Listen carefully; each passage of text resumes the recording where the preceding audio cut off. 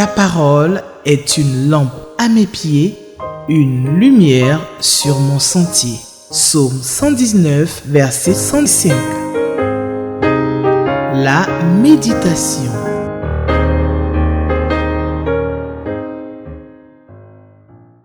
Téléspectateurs d'Espérance TV, je vous salue encore une fois dans le précieux et beau nom de Jésus-Christ, le Fils du Dieu vivant. Je suis heureux de vous retrouver pour méditer la parole de Dieu parce que c'est elle qui est la source de la vie. C'est cette parole qui est une lampe à nos pieds et une lumière sur notre sentier. Quelle joie que d'être à l'écoute de ce Père aimant, ce Père prévenant, ce Père pourvoyeur qui est notre Dieu, le Père de notre Seigneur Jésus-Christ de Nazareth. Le texte que nous propose le lecteur pour la méditation du vendredi 16 mai 2025, c'est celui du livre de Juges, le chapitre 1, versets 17 à 36. Juges chapitre 1, versets 17 à 36, c'est le texte de la méditation du vendredi 16 mai 2025.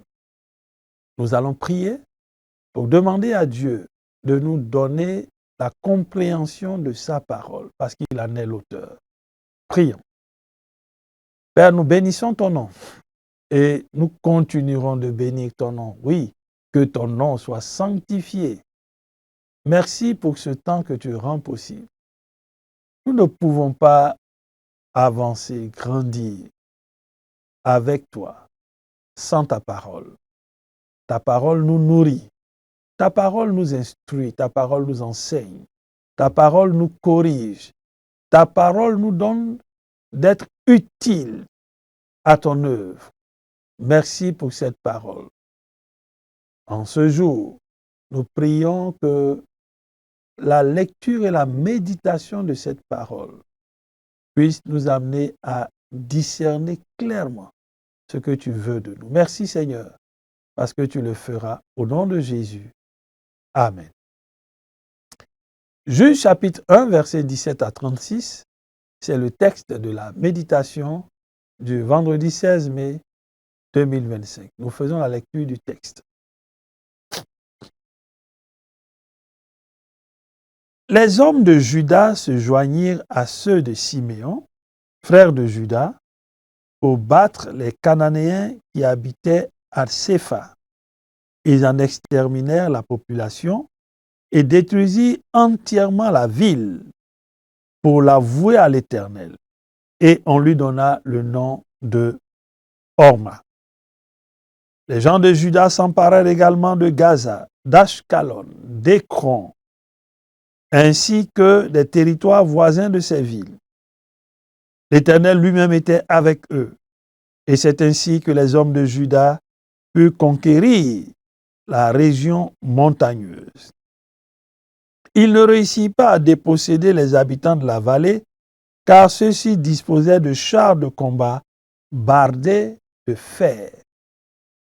On attribua Hébron à Caleb, comme Moïse l'avait dit. Il en expulsa les 3 descendants d'Anak. Verset 21. Les descendants de Benjamin ne dépossédèrent pas les Yébousiens qui habitaient Jérusalem. Ceux-ci y vivent encore aujourd'hui avec les Benjamites. Les descendants de Joseph partis de leur côté attaquer Béthel et l'Éternel fut avec eux. Ils envoyèrent d'abord des hommes en reconnaissance à Béthel qui s'appelait autrefois Luz. Les envoyés virent un homme sorti de la ville et lui dirent: montre-nous par où on peut pénétrer la ville et nous te traiterons avec bonté. L'homme leur montra donc comment pénétrer dans la ville. Ils massacrèrent tous les habitants, mais laissèrent partir cet homme avec toute sa famille. Verset 26. l'homme émigra dans le pays des Hittites. Il y construisit une ville à laquelle il donna le nom de Luz, qu'elle porte encore aujourd'hui. Les hommes de Manassé ne dépossédèrent pas les habitants de Beth-Shean, de Tanak, de Dor, de Yebliam, de Megiddo et des localités qui dépendaient de ces villes. Les Cananéens continuaient donc à se maintenir dans cette région. Lorsque les Israélites furent devenus plus forts, ils leur imposèrent des corvées, mais ils ne les dépossédèrent pas. Les gens d'Éphraïm ne dépossédèrent pas les Cananéens établis à Gézer, et ceux-ci continuèrent à y vivre au milieu des Éphraïmites. Verset 30. Ceux de Zabulon ne dépossédèrent pas non plus les habitants de Kitron et de Nahalol. Les Cananéens habitèrent donc au milieu des gens de Zabulon qui leur imposèrent des corvées. Les gens d'Azer ne dépossédèrent pas les habitants d'Akko, de Sidon, d'Alab, d'Akzib, de Elba, d'Afik et de Réhob. Les descendants d'Azer s'établirent donc au milieu des Cananéens qui occupaient le pays, car ils ne les dépossédèrent pas. Verset 33. Les gens de Nephtali ne dépossédèrent pas les habitants de Beth-Shemek, ni ceux de Beth-Anath. Ils s'installèrent au milieu des Cananéens qui habitaient le pays, et ils soumirent à des corvées les habitants de ces deux villes. Les Amoréens refoulèrent les Danites dans la région montagneuse et les empêchèrent de descendre dans la vallée. Les Amoréens continuèrent donc à se maintenir à Ar-Eres, à Ayalon et à Shabdim. Mais les descendants de Joseph furent de plus en plus puissants et leur imposèrent des corvées. Verset 36. Le territoire des Amoréens s'étendait depuis la montée des Scorpions, depuis Séla, en remontant. Amen. Juge chapitre 1, versets 17 à 36, c'est le texte de la méditation du vendredi 16 mai 2025. Nous sommes dans la dynamique de la conquête des territoires du pays que Dieu a promis à son peuple. Souvenons-nous, Josué, qui était l'assistant de Moïse, prend le relais, pas de lui-même, mais répond à l'appel de Dieu qu'il identifie comme celui qui doit succéder à Moïse. Et Dieu rappelle à Josué qu'il est celui qui va conduire le peuple pour qu'il traverse le Jourdain et qu'il entre dans la terre promise. Une fois dans ce lieu, il est question de conquérir les territoires.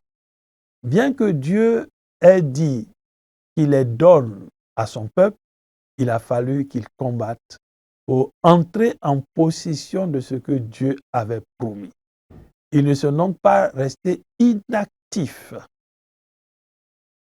Et dans la dynamique de l'organisation de la conquête, des tribus doivent aider leurs frères à conquérir leur territoire. Et donc, nous sommes dans cette dynamique de ce premier chapitre du livre des Juges où les tribus du Sud conquièrent en partie leur territoire. En plus, les tribus du Nord aussi vont conquérir, mais en partie, leur territoire. Le verset 17 de notre texte nous donne de voir la solidarité des tribus. Les hommes de Juda se sont joints à ceux de Siméon pour battre les Cananéens. On voit donc la solidarité des tribus qui doivent accompagner, aider leurs frères à conquérir leur territoire. Verset 18 nous montre, jusqu'au verset 21 d'ailleurs, nous montre justement la conquête des territoires des hommes de Juda qui s'emparent de certaines villes philistines comme Gaza, comme Ashkelon, comme Écron, ainsi que d'autres territoires. Et la particularité, c'est que la Bible dit au verset 19, l'Éternel lui-même était avec eux. Et c'est ainsi que les hommes de Juda ont pu conquérir la région montagneuse.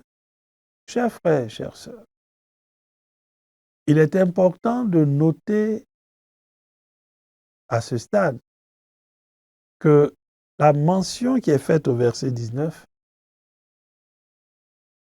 est importante. L'Éternel lui-même était avec eux et c'est ainsi que les hommes de Juda purent conquérir la région montagneuse.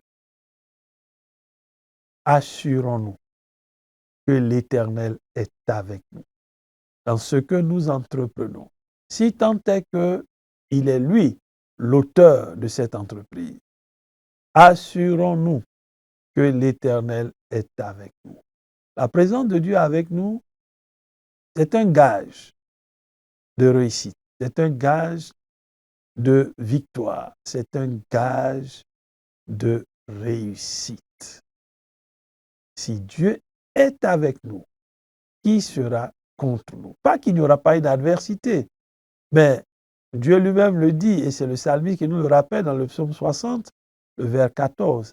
Avec Dieu, nous ferons des exploits et lui, Dieu, écrasera nos adversaires.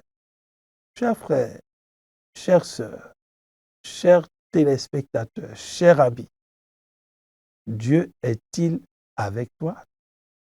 L'Éternel est-il avec toi? L'Éternel est-il avec ton foyer? La Bible nous dit, l'Éternel lui-même était avec eux. L'Éternel est-il avec toi? Est-il avec ta maison? Est-il avec ta famille? Est-il avec toi dans ce projet, dans ce service? Assure-toi que l'Éternel est avec toi.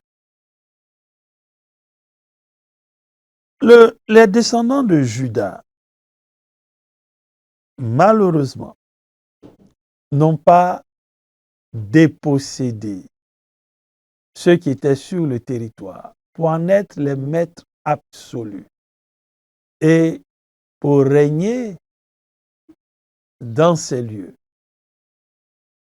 Malheureusement, ce refrain ou cette mention, nous la verrons tout au long de notre texte de ce jour. Parce que les tribus du Nord, elles aussi, ont conquis, mais en partie, les territoires que Dieu a donnés. Chers frères, chères sœurs, il est vrai que dans notre marche avec Dieu, nous ne devons pas perdre de vue que nous sommes dans un combat, nous sommes sur un champ de bataille. Il est vrai que Dieu est avec nous, mais prenons garde de ne pas oublier ce que Dieu nous dit. Quand Dieu fait la promesse de ces territoires à son peuple, Dieu n'a jamais dit qu'il n'y aurait pas d'adversité. Mais comme Dieu dit qu'il leur donne ce territoire, il faut s'assurer que nous sommes en train de travailler pour accomplir pleinement ce que Dieu a dit. C'est pour cela qu'il est important d'entendre Dieu et de bien comprendre ce que Dieu veut, pour que notre action aillent dans le sens de ce que Dieu veut. Pourquoi n'ont-ils pas conquis, dépossédé les habitants de la vallée? Pour les tribus de Juda, ou les descendants de Juda, la Bible dit, les habitants possédaient des chars de combat bardés de fer. Dieu ne savait-il pas que ses habitants étaient si équipés? Si, il le savait. Et pourtant, il a dit, je vous les donne en possession. Les tribus du Nord, comme nous le disions, ont fait autant. Quand la Bible fait mention de Caleb, la Bible dit que Caleb a eu Hébron, il en a expulsé les 3 descendants d'Anak. Au contraire de Benjamin, qui n'a pas dépossédé les Jébusiens qui habitaient Jérusalem. Et on le verra dans la suite des méditations, tous ces peuples qui n'ont pas été dépossédés et qui sont restés au milieu du peuple d'Israël ont constitué pour eux des épines dans leur relation avec Dieu. Chers frères et chères sœurs, il y a un adage qui dit qu'on ne peut pas être plus royaliste que le roi. Quand Dieu parle, nous devons obéir. Et obéir entièrement et totalement. Quand Dieu parle, nous devons obéir. Sinon, nous ne sommes plus maîtres des conséquences. On découvre ici que cette obéissance l'a été, mais en partie, parce qu'ils ont laissé des habitants, ils ne les ont pas dépossédés, bien qu'ils les aient soumis à des corvées, mais comme je le disais tantôt, ils vont constituer plus tard des épines dans la relation entre ce peuple et son Dieu. Puis, qu'est-ce que Dieu t'a demandé de faire que tu as fait en partie, pas totalement? Réfléchis, identifie et prends la résolution d'obéir totalement à ce que Dieu a dit. Il y a un autre adage qui dit qu'on ne peut pas faire d'omelette sans casser les œufs. Chers frères, chères sœurs, avec Dieu, il est important d'être radical dans l'obéissance à sa parole. Oui, dans l'obéissance à sa parole. Souvenons-nous que Jésus rappelait pour notre salut, si ton œil est pour toi une occasion de chute, arrache-le. Si ton bras, l'un de tes bras, le bras droit par exemple, est une occasion de chute, coupe-le, jette-le. Parce qu'on ne peut pas, dans notre marche avec Dieu, faire les choses à moitié. Pas de demi-mesure. Pas un pied dedans, un pied dehors. Non. C'est une obéissance totale. Une obéissance qui vaut mieux que toutes les formes de sacrifice et de graisse de bélier. Chers frères, chères sœurs, Dieu nous invite à ce jour à une obéissance totale, entière, pour notre propre bien, pour le bien des générations futures. La Bible dit, et c'est le sage qui le dit, à tes résolutions répondra le succès, et sur tes sentiers brillera la lumière, la lumière, la lumière. La lumière pour nous éclairer, pour nous orienter. La lumière pour que nous ne sortions pas du chemin. Sur tes sentiers brillera la lumière. Quand tu auras pris des résolutions que Dieu approuvera, il te donnera de marcher sur des sentiers éclairés par sa lumière. Les tribus du sud et celles du nord ont conquis en partie les territoires que Dieu leur a donnés. Les versets 22 à 36 nous rapportent quelques faits de ces conquêtes. Pour les descendants de Joseph, qui ont eu recours à une personne ressource pour leur indiquer les portes de la ville. Ils ont conquis la ville. Ils ont honoré leur parole en épargnant cet homme et sa famille. Soyons des hommes de parole. Suivons cet exemple. Honorons nos paroles. Es-tu de ceux qui honorent ces paroles? N'as-tu pas dit des choses que tu n'as jamais honorées? Répands-toi et honore tes paroles et tes engagements. Les hommes de Manassé, de même que ceux de Zabulon, d'Azer, de Nephtali, ne dépossédèrent pas les habitants qui étaient sur leur territoire. Au verset 34 à 36, les Amoréens ont même refoulé les Danites dans la région montagneuse. Ils les ont empêchés de descendre dans la vallée, donc de prendre possession du territoire qui leur avait été donné. Oui, le territoire des Amoréens a été défendu. Chers frères et chères sœurs, ne méprisons pas la parole de Dieu. Engageons-nous à l'appliquer, à la mettre en pratique, sans rechercher des choses qui relèvent de nos intérêts égoïstes et partisans. Les conséquences ne seront pas à notre portée.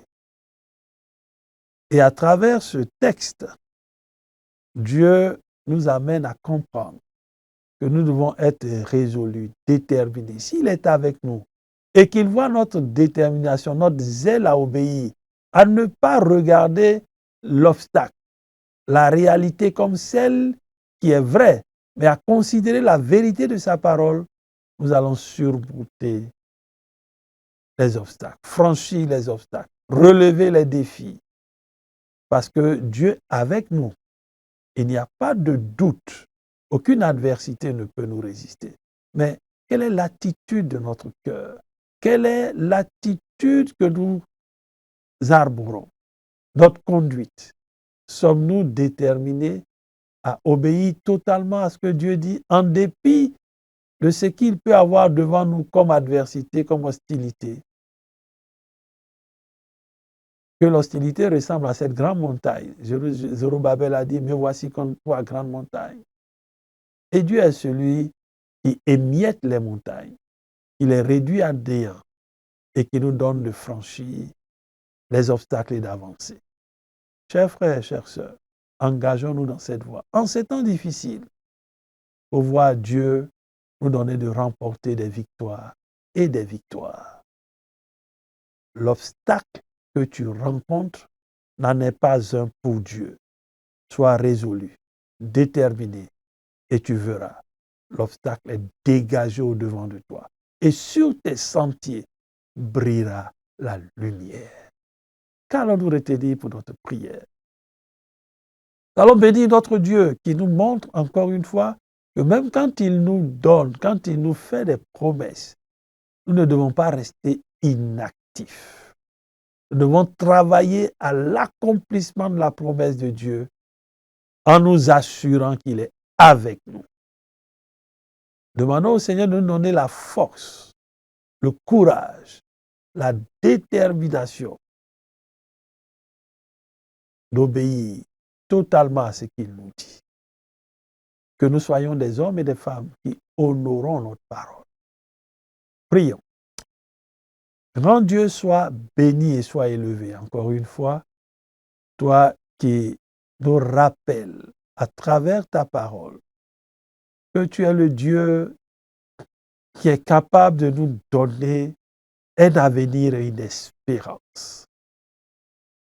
Donne-nous d'être attentifs à ta voix, d'être résolus à obéir à ta voix. Donne-nous de nous assurer que tu es avec nous. De sorte que, à nos résolutions, le succès puisse répondre. Et sur nos sentiers, puisse briller ta lumière. Donne-nous d'être des hommes de parole qui honorons notre parole. Donne-nous, Seigneur, d'être des hommes et des femmes résolus résolus, déterminés à œuvrer pour le Maître, à travailler pour le Maître. Merci Seigneur de rendre nos fronts durs. Merci Seigneur de rendre nos pieds semblables à de l'airain. Merci Seigneur de nous équiper pour que nous puissions être des soldats qui ne s'embarrassent pas des choses de la vie, mais qui ont pour désir ardent d'honorer leur Maître, le commandant en chef. Que ton nom soit béni pour l'œuvre que tu as accomplie pour nous au nom de Jésus. Amen. Merci, chers téléspectateurs, pour votre écoute. Nous nous retrouverons bientôt. Shalom. Ta parole est une lampe à mes pieds, une lumière sur mon sentier. Psaume 119, verset 105. La méditation.